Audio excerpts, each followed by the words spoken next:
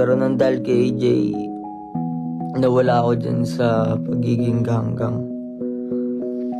Kasi kung tunay talaga yung sumusuporta guys, dalawa talaga kami dati ni Troy dyan. Nung unang-una, dalawa talaga kami ni Troy dyan nung time na yan. Kaya tigil-tigil niyo yung mga pinagsasabi niyo rin na bumalik ka na ng ganggang, magganggang ka na lang.